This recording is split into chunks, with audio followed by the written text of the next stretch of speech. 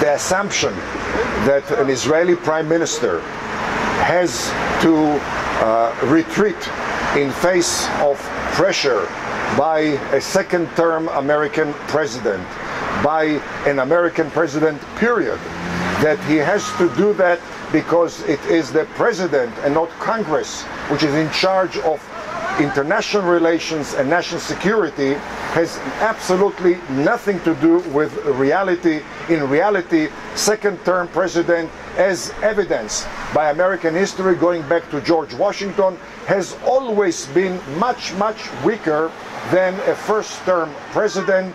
A second-term president performs 20 to 30% less effectively than during his first term. All evidence suggests that Congress has a muscle of a co-equal, co-determining arm of government when it comes to both domestic as well as national security. We've seen that in litany of occasions, whether it is the end of the Vietnam War or the end of American involvement in Nicaragua, or during the rupture between President Bush Sr. and Shamir, when time after time Congress overruled the president, enhancing, expanding U.S.-Israel strategic cooperation. And last and not least, there is absolutely no ground to assume that a rift between U.S. and Israel may be triggered by the disagreement over the Palestinian issue, because in reality, the Palestinian issue does not determine U.S.-Israel relations. The Palestinian issue is dwarfed by the real issues shaping U.S.-Israel relations, which have to do with regional American interests, global American interests, and mutual threats to U.S. and Israel, and primarily by the growing, expanding, two-way street, mutually beneficial American-Israeli win-win ties.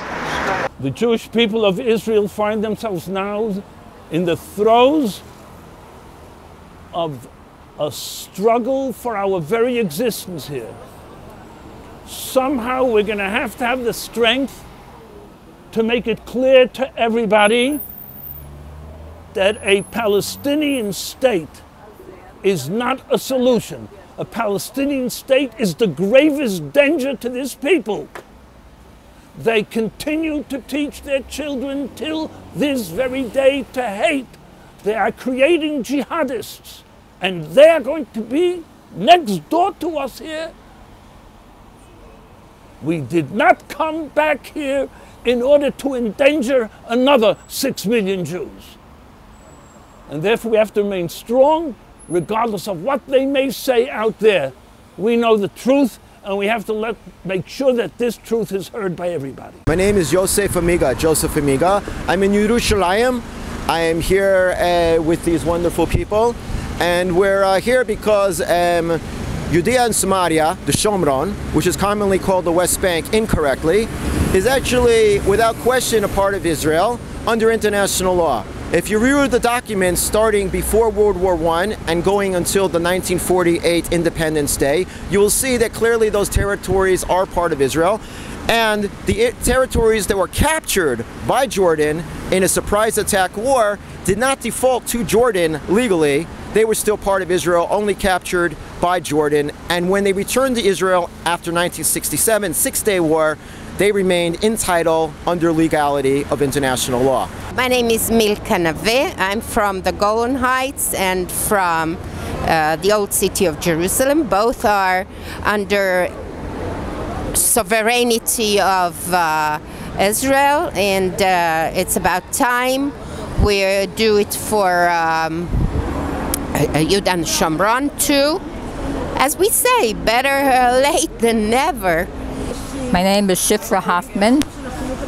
I'm a Jewish daughter, very proud to be here among the greatest Jews, Nadia, Yehudit, and others who love the land of Israel and love the God of Israel, more important, because this is the deed to our land.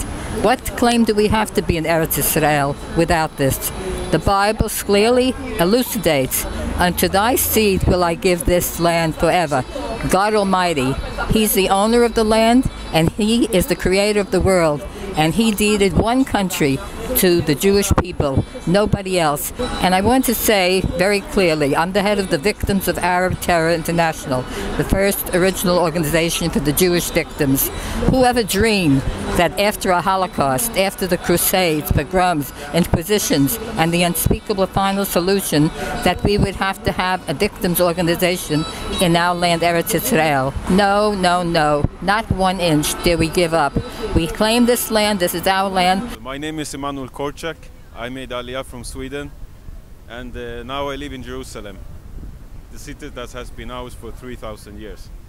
And Tel Aviv, Hebron, Yerushalayim, it's the same holy soil everywhere, the same holy soil. You see what I hold here. And giving up one part of this holy land is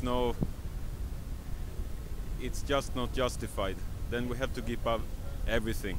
My name is Estelle Harris. I live in Yerushalayim now. I made Aliyah over two years ago from Teaneck, New Jersey. And the reason I'm here is because this is our land. God gave it to us in the Torah. We have no right to give it away. And any land besides that, politically, any land that we have thrown away to the enemies has only been used for more terror. And so to give away pieces is really ridiculous. I have also children and grandchildren who live in Drom Har HaHevron, and they are helping to fulfill the promise of Abraham Avinu. When Israel is in charge, we respect all people who behave and are under our leadership. And the thought of expelling thousands of Jews from their homes to enable terrorism is totally unacceptable. I'm Reba Brown. We just made Aliyah from our last stop was Perth in Western Australia. We've been in Israel for nearly 1 year. We live in Ma'ale Adumim.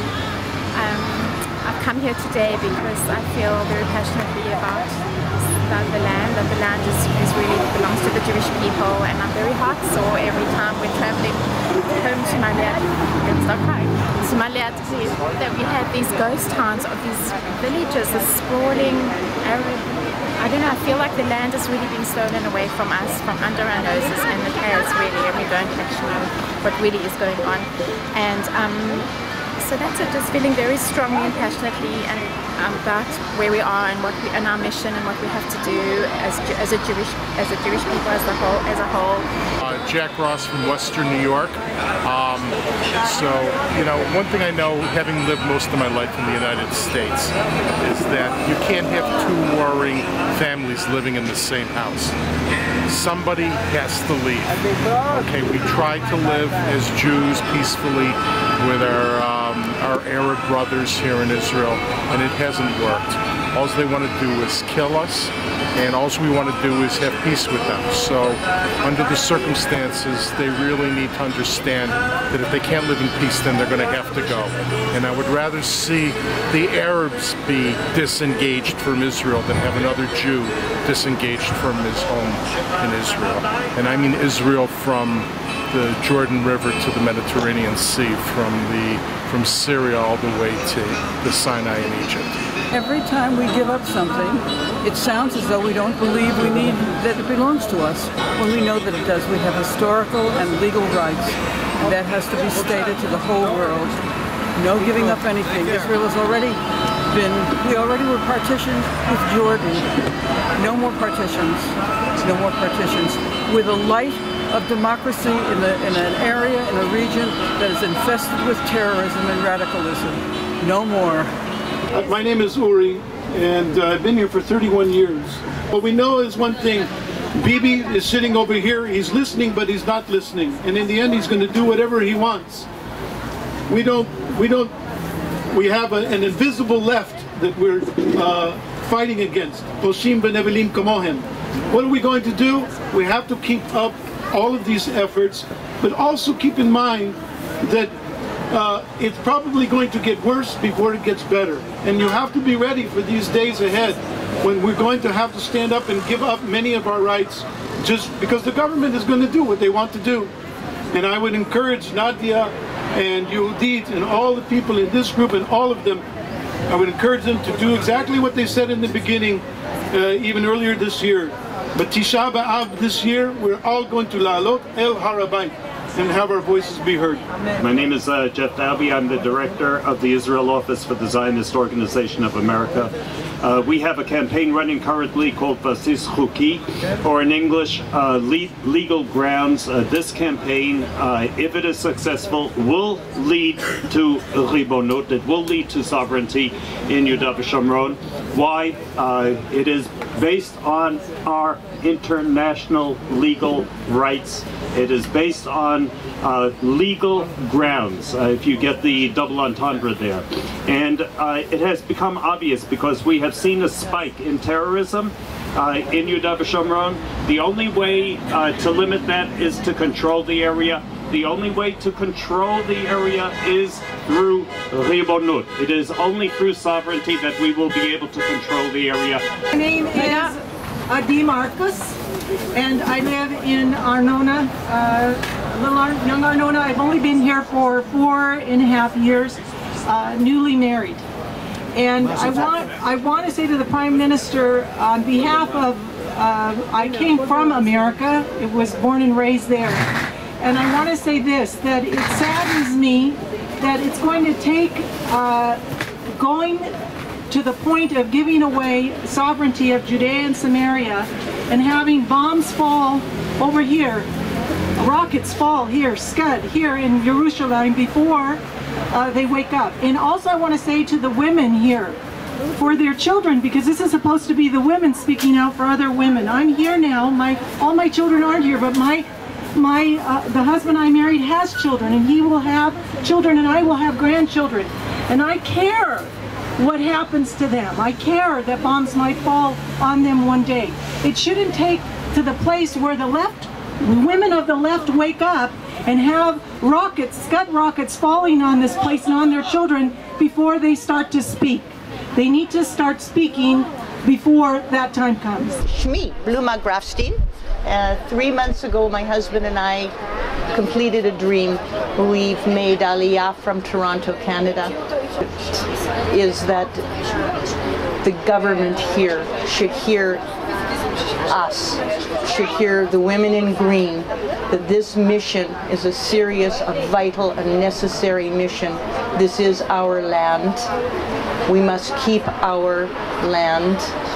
Do not be weak. We daven for your strength. Be strong for us. It only depends on you, Prime Minister. You have the right government. You have a good government. Push aside Tzipi Livni. Push aside all the leftists that you inserted in the government. Go on with the strong and nationalist and Zionist forces you have in the government and impose the Israeli law on Yehuda and Shomron. My name is Ariela. I'm from Germany. We are an organization. We are working for reconciliation between Israel and Germany and Christians and Jews. And we love Israel and we love the land of Israel. We love Eretz Israel. And we are so thrilled to know Nadia and Yehudit who are standing for their land because this land belongs to them. And we support them and we are here to support them and to tell the Europeans and the Germans that this land belongs to them and that they can boycott them and that they can tell them what to do because it's their land. Shalom, my name is Lizzie Hameiri. I'm a citizen from Tel Aviv. I came to show support to these amazing women who are fighting for our lives. I think that we should stand for our principles and with all respect, not Kerry, not Obama, not anybody on this world has the right to dictate us suicidal moves that will endanger our lives, our kids' lives, everybody we care for. We've established this this country so that nobody will dictate us what to do. This is a sovereign country, and what we've been pushed to do the last more than half year, releasing terrorists, and now Kerry that pushes Israel to sign an agreement and to make so many concessions just for nothing, when the Palestinians wouldn't even agree to recognize us. It's unacceptable, and we are here to stand for our lives, because if we surrender for this American demand, missiles will be falling all over the center of Israel. Hello, my name is Natalia Dobrovin-Tufeld. I came to Israel 34 years ago, and I want to say that there is no logic to bring our enemies inside Israel. We have enough enemies outside of Israel, and there is no logic to share our home with our enemies. And also we need to remember there is no Palestinian nation. There is no Palestinian. It's a mistake. It's invention. And as Golda Meir said, who is Palestinian? I'm a Palestinian, because all the Jews who lived in Palestine, they are Palestinians. So this is our country, our land, and nobody can give any piece of land away.